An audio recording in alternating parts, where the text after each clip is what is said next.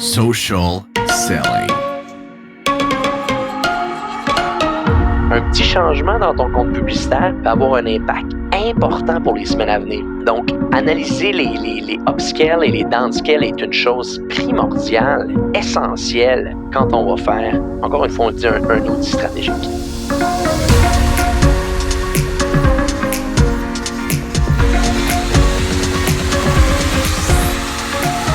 Mon nom est Antoine Gagné et au nom de toute l'équipe de J7 Media, je suis très content de vous avoir avec nous pour un nouvel épisode de Social Selling. Chez J7 Media, on suit une procédure très établie avant de travailler avec un nouveau client potentiel. Pour éviter les mauvais fits, on s'assure de faire une analyse en profondeur du Ads Manager afin d'entourer les enjeux et d'amener de la valeur ajoutée au compte publicitaire. On nomme ce type de travail audit stratégique et on a décidé aujourd'hui de vous faire part de tous les points qu'on va analyser pendant ce travail. Antoine Dalmas, analyste en publicité Facebook chez J7 Media, est derrière la majorité des audits qu'on construit. Antoine, bienvenue sur Social Selling. Merci Antoine de m'accueillir à nouveau. Je suis content d'arriver sur ce sujet qui va être très intéressant et à mon avis qui va apporter beaucoup de valeur à toutes les personnes qui travaillent sur Facebook, que ça soit en agence ou pour leur propre compte. Ah, définitivement. Je pense qu'un travail d'analyse est primordial avant de commencer à faire de la publicité sur Facebook parce que tellement d'enjeux qu'on peut rencontrer entre le tracking, les événements qui sont pas bien construits, si les valeurs de conversion sont intégrées dans le compte de publicité. Bref, il y a plusieurs choses à analyser. Puis parlons-en un petit peu avant de regarder là, tous ces points-là là, spécifiques. Peux-tu nous expliquer pour quelles raisons on fait ça, des audits stratégiques, et également comment toi, ça peut t'aider dans ton travail par la suite à aller gérer ce compte-là, d'avoir un plan là très, très clair devant toi? C'est une excellente question. Je pense qu'il y a plusieurs points à aborder. Le premier, c'est aussi pourquoi on fait un audit. C'est parce que nous, on est une agence et que on doit rattraper un wagon qui est déjà en train de rouler. Parce que généralement, c'est ça. On a un client qui a déjà fait des pubs, etc. et qui aimerait passer à l'étape supérieure. Donc, nous, on est obligé de réapprendre un peu tout ce qui s'est passé. Donc, c'est pour ça qu'on fait un audit. Ce que tu as dit aussi était très vrai. C'est aussi pour savoir si ce client en particulier est un bon fit pour l'entreprise, parce que si au cours de l'analyse, on se rend compte que on n'a pas de valeur ajoutée ou que peut-être qu'on croit pas aussi au business du client, bah c'est peut-être le moment de faire marche arrière tout de suite plutôt que commencer à travailler avec lui faire perdre du temps comme lui faire perdre le nôtre. Et la plus importante quand ces deux étapes sont passées, c'est surtout de savoir qu'est-ce qu'on peut proposer au client et qu'est-ce qu'on va faire immédiatement après que le client nous ait dit « Ok, go, je suis d'accord, vous commencez à travailler ». Et c'est cette partie qui est la plus importante pour moi à la fin surtout, parce qu'effectivement, ça nous sauve beaucoup de temps et au moins, tout le chemin est clair pour le client comme pour nous derrière. Effectivement. Puis, je ferai une petite parenthèse également à ça.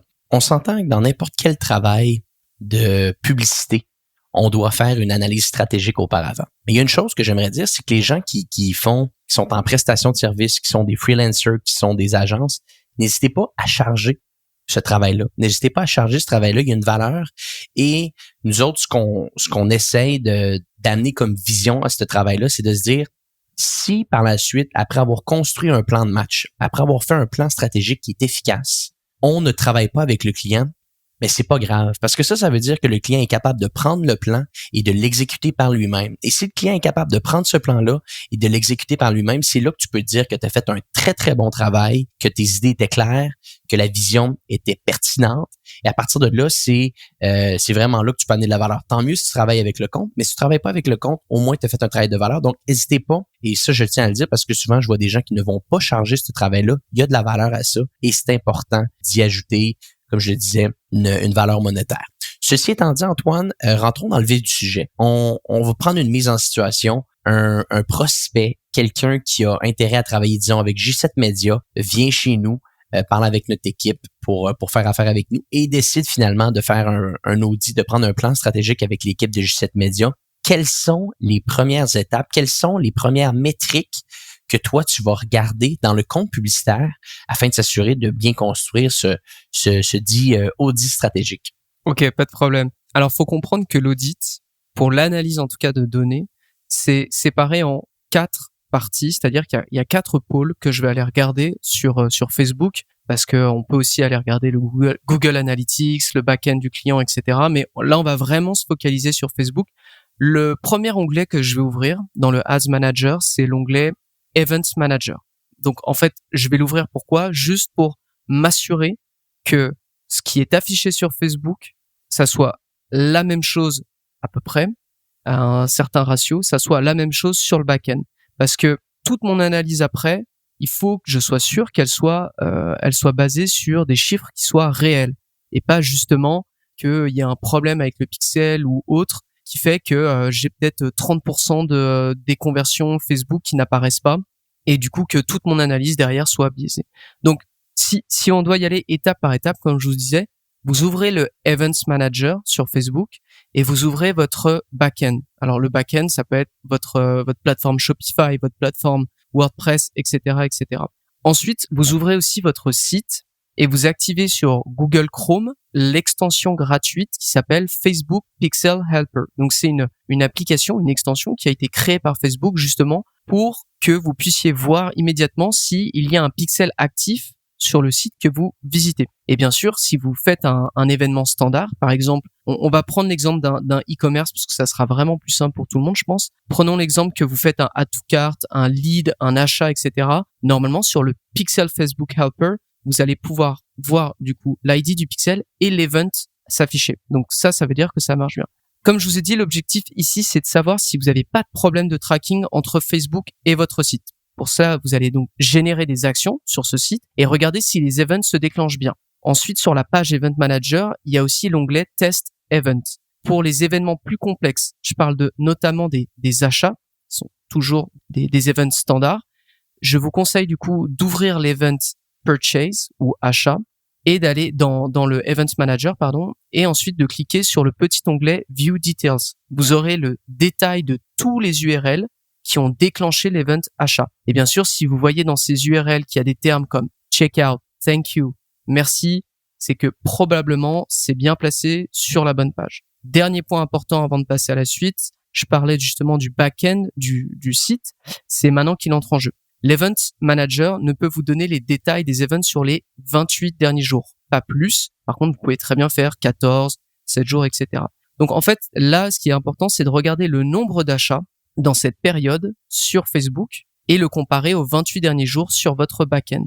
Il est normal de voir une différence qui peut aller jusqu'à 10%, mais disons que si ça commence à dépasser les 20, 30, 40% de différence, c'est que là, vous avez probablement une erreur dans le tracking et dans l'attribution des conversions sur Facebook. Si c'est le cas, du coup, si vous avez vraiment cette erreur en face de vous, vous devez la régler avant de passer à la suite. C'est vraiment primordial. Donc voilà, là c'est la première étape qu'il faut faire avant de passer à la suite du coup pour l'analyse.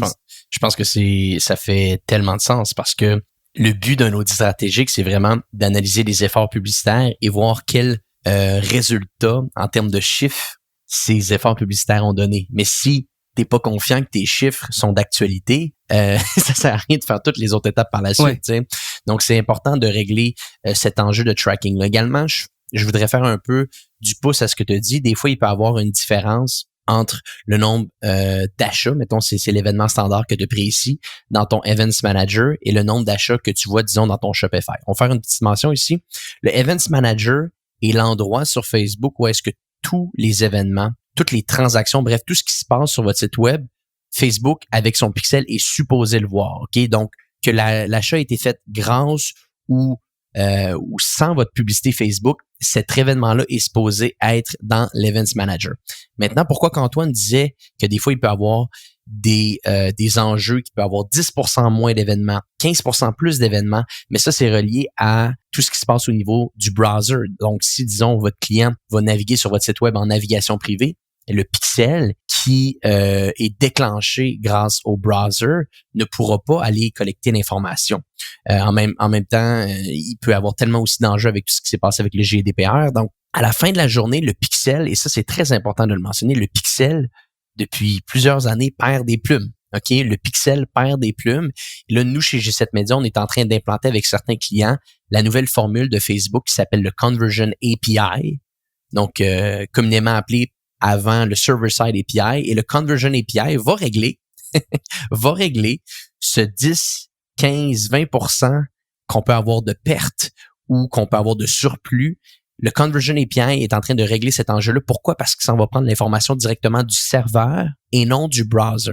Donc, il n'y a pas d'enjeu si la personne est en navigation privée ici.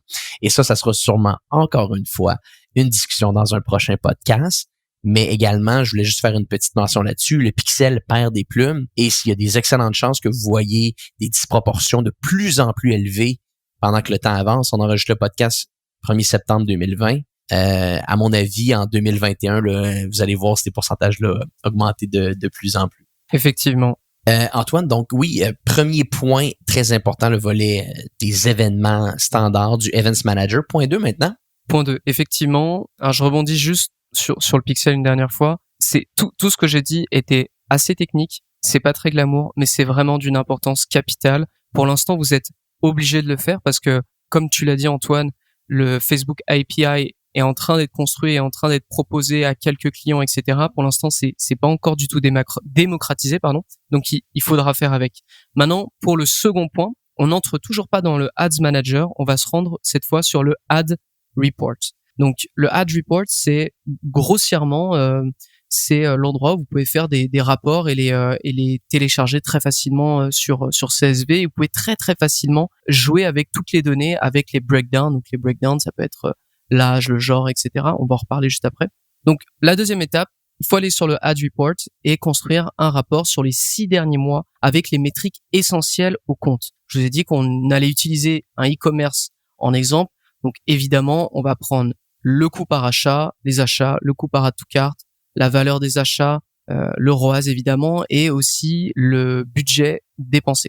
Vous pouvez tout autant garder les KPI comme le CPM ou le CTR. Par contre, il faut bien supprimer l'onglet campagne qui sera là automatiquement quand vous allez créer le rapport. Supprimez-le, ça va être beaucoup plus simple pour la lecture des rapports que je vais vous demander de faire après. Donc, maintenant que c'est fait, vous allez segmenter votre rapport sur plusieurs topics. Le premier, ça va être le genre.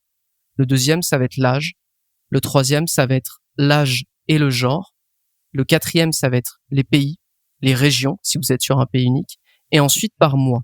L'objectif ici, c'est d'avoir une compréhension globale du compte, c'est-à-dire qui achète, où sont vos clients les plus actifs, est-ce qu'il y a un segment imperceptible qui est plus rentable que le gros de vos clients.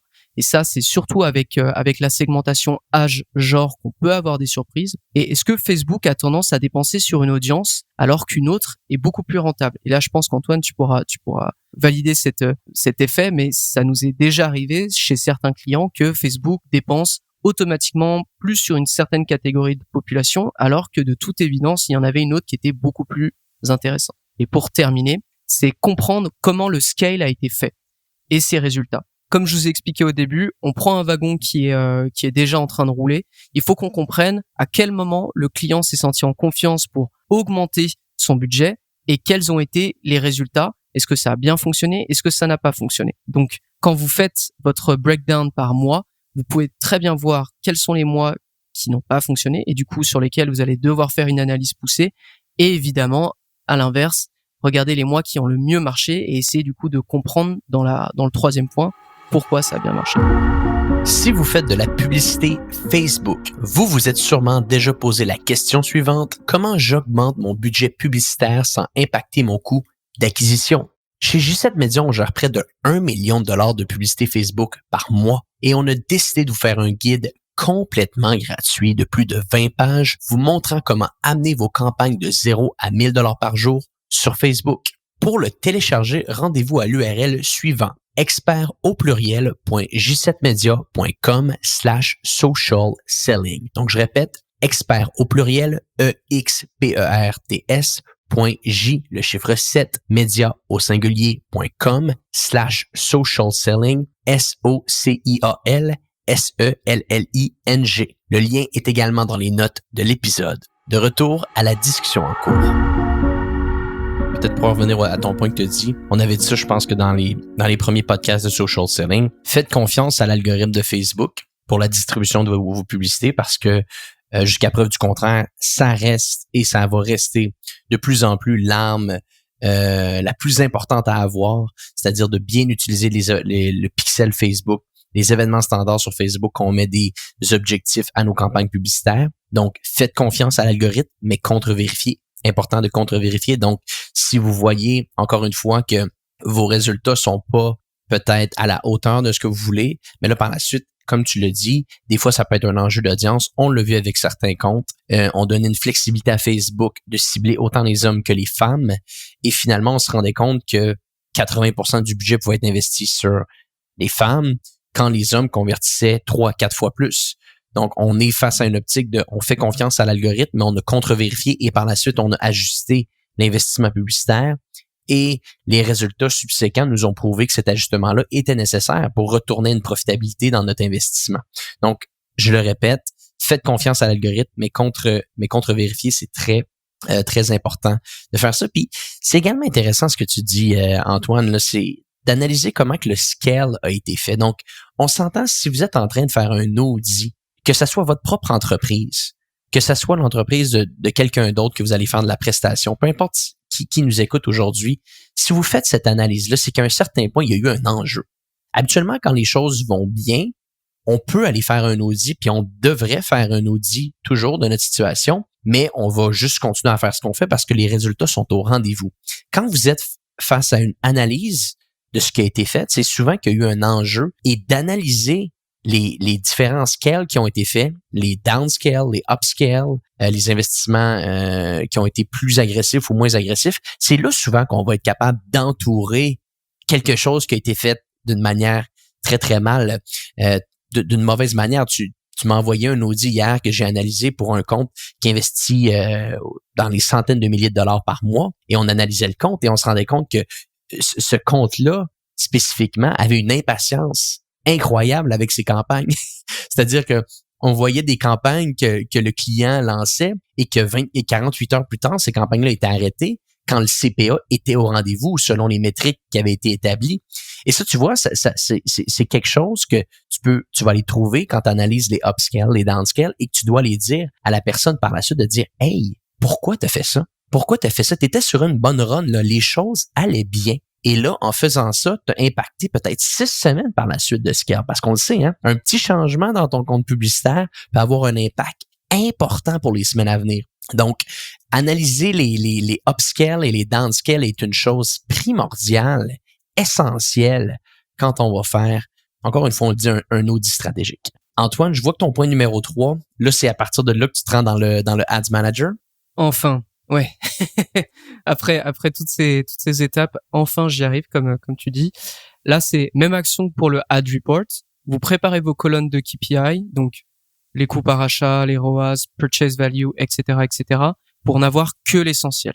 Parce que vous allez consommer beaucoup de chiffres, beaucoup d'informations. Il faut vraiment simplifier au maximum tout ce que vous voyez. Ensuite, vous démarrez votre analyse sur les 6 derniers mois et là, vous allez faire mois par mois et si besoin, semaine après semaine quand c'est des mois qui sont compliqués. Voici ce que vous devez chercher et lister. Quelle campagne a marché? Quelle campagne n'a vraiment pas marché? Quelle audience a été utilisée? Quelle offre a été utilisée? Quel objectif Facebook et quelles ont été les optimisations qui ont été faites sur ces campagnes? Quelles ont été les publicités, le copy, les visuels et le hook qui a été utilisé pour ces campagnes. Je conseille aussi vivement d'utiliser l'onglet Inspect qui est uniquement disponible au niveau des adsets pour toutes les campagnes sauf les DPA ou les campagnes qui ont des publicités dynamiques. Cet onglet, vous pouvez le trouver sous le nom de votre adset et lorsque vous sélectionnez votre adset, sur la petite barre verticale à droite de votre écran, vous y trouverez 3 informations qui sont super importantes. La première, c'est le ratio de première impression. Là, je vais citer Facebook. C'est le pourcentage de vos impressions quotidiennes provenant de personnes qui voient votre ensemble de publicités pour la première fois. Comprenez du coup que cette information vous donne en fait le niveau de ad fatigue sur vos publicités. Si sur les 7 derniers jours, ce ratio, il est en dessous de 30%, ça veut dire que vos publicités, elles ont juste beaucoup trop tourné et qu'il faut absolument les changer. Deuxième information, le Audience Reach Ratio. Donc là, c'est le pourcentage de votre audience potentielle estimée que vous avez rejoint. Là, c'est la même chose que le ad fatigue, sauf que c'est pour l'audience. En fait, Facebook vous indique clairement, quand vous créez une audience, il vous dit, voici le volume total de votre audience, donc 200 000 personnes. après peut-être un mois avec cette audience, vous pouvez très bien regarder le audience reach ratio. En fait, Facebook va vous dire, vous avez atteint à peu près 60% de cette audience, donc il vous reste encore 40% à convertir. Et la dernière information qui est très importante aussi, c'est le auction overlap. En fait, si vos ad sets, donc si vos audiences ciblent des audiences qui se chevauchent, c'est-à-dire que vous avez plusieurs fois la même audience ou des audiences qui ont des personnes qui se regroupent en fait, ces ad sets peuvent finir dans les mêmes enchères. Et là, il s'agit du pourcentage de fois où votre ad set a été supprimé de l'enchère à cause d'un chevauchement avec un autre de vos ensembles de publicités. En fait, c'est un petit peu compliqué, mais comprenez que cette information, en fait, elle vous indique juste si vous perdez des conversions à cause de votre propre ciblage. C'est-à-dire que vous misez contre vous-même. Et vous comprenez très bien que miser contre vous-même, ça veut dire que vous payez plus cher et que vous perdez des conversions. Et à la fin de cette analyse, du coup, sur le Ads Manager, vous saurez qu'est-ce qui marche sur ce compte et pourquoi. Et bien sûr, qu'est-ce qui vous empêche d'avoir de meilleurs résultats.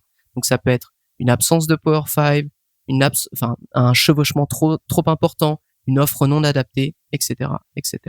C'est long, c'est vraiment long à faire, c'est minutieux, mais c'est super. Vous pouvez pas passer à côté. Voilà, c'est tout ce que je voulais dire. Pardon. Puis c'est très intéressant parce que chacun de ces points-là ont toujours une importance très importante, mais ont une importance. Ça devient de plus en plus important selon ton niveau d'investissement. Meilleur exemple que je pourrais donner, si vous êtes sur un investissement, on va dire conservateur. Donc, on va dire que vous investissez entre 1 000 et 5 000 $ par mois en publicité Facebook. La chose la plus importante à regarder ici, quand vous êtes sur un investissement de 1 000 à 5 000 $ par mois, ça va être votre offre. Vous avez pas atteint un niveau encore avec votre entreprise où est-ce que vous pouvez déployer considérablement du budget pour aller vraiment passer de croissance à hypercroissance. Donc, vous êtes face à un enjeu d'une offre, d'un hook, d'un créatif. Bref, vous n'avez pas trouvé encore la formule qui fait en sorte que vous pouvez investir massivement sur la plateforme. Quand on passe à un niveau supérieur, disons qu'on est, j'ai parlé de 1 000 à 5 000, disons qu'on passe de 5 000 à 15 000. Là, à partir de là, encore une fois, tous les points sont importants, mais là, de plus en plus, si vous investissez de 5 à 15 000, ça veut dire que vous avez sûrement trouvé une offre qui vous permet d'investir davantage parce que vous êtes confiant avec cette offre-là, donc vous investissez plus. Et là, à partir de là, c'est là que les différents points techniques, comme Antoine a dit, vont être encore plus importants. Et là, quand on arrive sur un compte qui va investir entre 50 et 100 000 $ par mois, ou de 100 000 $ par mois à 500 000 $ par mois, ou même de 500 000 $ par mois à 1 million $ par mois, ça, c'est des comptes qui, globalement, ont trouvé leur fondation. C'est-à-dire qu'ils ont des offres qui sont fonctionnelles, ils ont des hooks qui sont fonctionnels, ils ont des créatifs qui sont très fonctionnels. Et là, tout se joue dans l'aspect technique. Le auction overlap devient tellement important parce que là, votre retour sur investissement peut complètement casser d'une journée à l'autre, pas à cause de votre offre, pas à cause de votre offre, à cause que vous êtes en train de compétitionner sur la même audience. Votre ratio de première impression, si vous êtes rendu sur un investissement massif, comme je l'ai mentionné, mais il y a des excellentes chances qu'avec le volume d'investissement que vous mettez sur la plateforme, vos publicités vont, entre parenthèses, s'éteindre après 36 heures. Donc, vous devez en mettre des nouvelles directement sur la plateforme. Donc, c'est très intéressant parce que tous ces points-là sont toujours importants, mais ils ont un niveau d'importance différent selon le volume d'investissement. C'est ça qu'on essaie souvent d'éduquer nos clients là-dessus, c'est que oui, on peut argumenter pendant des heures et des heures sur le niveau technique, mais si tu investis 3 000 $ par mois, le niveau technique a un impact quasiment insignifiant sur la qualité de ton compte. D'un autre côté, quand tu es rendu, comme je le disais, à un demi-million de dollars par mois en investissement sur Facebook, ton offre est toujours très importante. Mais si on est rendu là, c'est sûrement que ton offre est fonctionnelle. Donc, on est beaucoup plus dans une analyse très technique de la situation. Et c'est ça que je trouve fascinant quand on fait ces audits-là, c'est que autant que tous ces points-là sont importants, autant que leur importance différente selon, comme je l'ai dit, le niveau d'investissement publicitaire. Tout à fait. Ouais, je vois ça vraiment comme une course de F1 où malgré le fait que tu fais 1 ou 2 tours, t'es toujours obligé de repasser au stand et qu'on te remette tous les nouveaux boulons, tout parce que t'as pas le droit à l'erreur parce que la victoire est trop chère à perdre en fait, si tu veux. Donc je le vois vraiment, c'est très très très technique et oui, faut passer du temps sur des petites choses qui sont minutieuses, etc. Mais quand tu dépenses 15 000 $ par jour, t'es obligé de le faire. Obligé. Oui.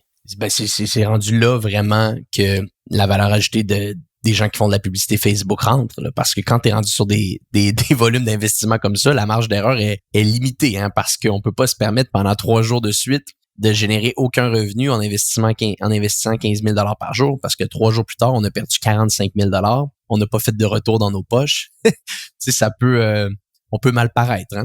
Ouais, Donc, il y a le téléphone qui sonne. Il y a le téléphone qui va sonner. C'est certain, le téléphone va sonner, ça c'est certain. On a parlé brièvement, Antoine, de audience overlap. Je vois que ton point numéro 4, là, c'est là qu'on rentre dans le spécifique. Là. On rentre vraiment dans les audiences ici. Ouais, exact. Bon, par contre, je vous rassure tout de suite, ça va être beaucoup moins compliqué que les points précédents. Mais effectivement, dernière étape, c'est d'aller dans l'onglet audience de Facebook, parce que au cours de votre étude dans le gestionnaire, vous avez listé normalement les meilleures audiences froides du compte. Et il est important de les enregistrer ici afin de vérifier ce qu'on appelle le chevauchement d'audience. Dans le Ads Manager, on a vu le chevauchement des enchères, le auction overlap, mais on n'avait pas le chevauchement d'audience. Ça s'en rapproche, mais c'est pas tout à fait la même chose. Donc en fait, vous pouvez sélectionner jusqu'à 5 audiences et observer le chevauchement entre elles. Un chevauchement de moins de 40%, ce n'est pas si grave si vous avez la possibilité d'exclure les deux audiences l'une de l'autre. J'entends que, par exemple, si vous utilisez une lookalike achat de 3% et que votre autre audience, c'est une audience à intérêt, vous pouvez très bien exclure la lookalike de l'audience à intérêt et exclure les intérêts de votre audience lookalike une fois dans le Ads Manager.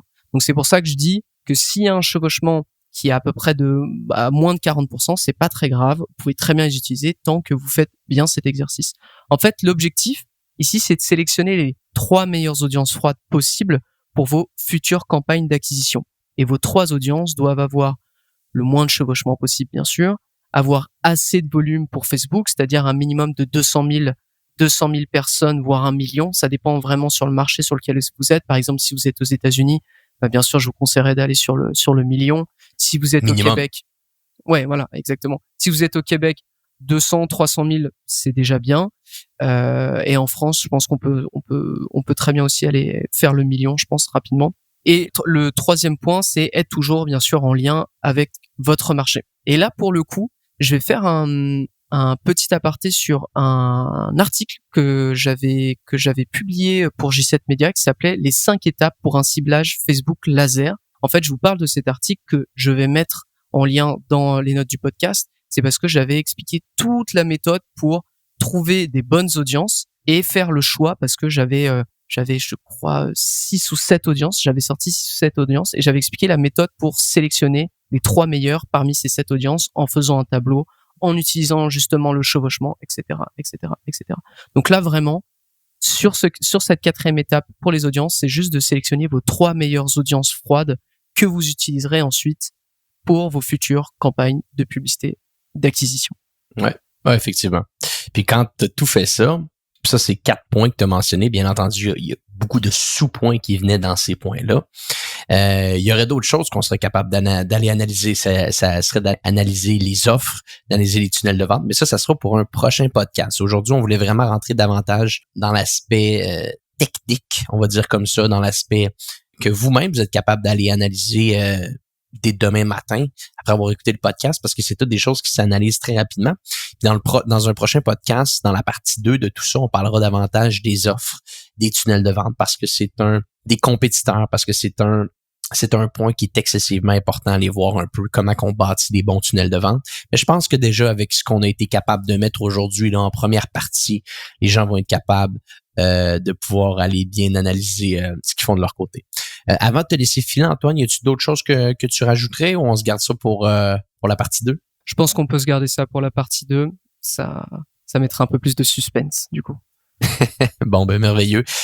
Donc, merci beaucoup, Antoine, et j'espère que vous allez, les gens qui nous écoutent aujourd'hui, prendre ces trucs, ces techniques-là, essayer de les appliquer dans peut-être des comptes, peut-être le compte de votre entreprise, qui a certains enjeux présentement. Vous savez pas nécessairement où regarder. Utilisez ce qu'on vous a dit aujourd'hui. Si vous êtes un freelancer, si vous êtes une agence, peut-être aller réanalyser des comptes de vos clients qui fonctionnent un peu moins présentement. Vous allez voir, à chaque fois qu'on prend le temps de le faire, il y a tout le temps des choses qu'on regarde puis on fait « Ah, on a donc bien fait de faire l'analyse parce qu'on s'en était pas rendu compte. » Quand on est collé sur un compte de publicité, c'est très difficile d'analyser les enjeux, mais qu'on prend un petit peu de recul puis qu'on se fie vraiment à ces points, à cette checklist-là, c'est souvent là qu'on arrive à trouver des enjeux et par la suite d'amener des solutions pour régler le tout. Donc, pour les gens qui nous écoutent, on se dit à bientôt pour un prochain épisode de Social Selling. Social selling. Social selling.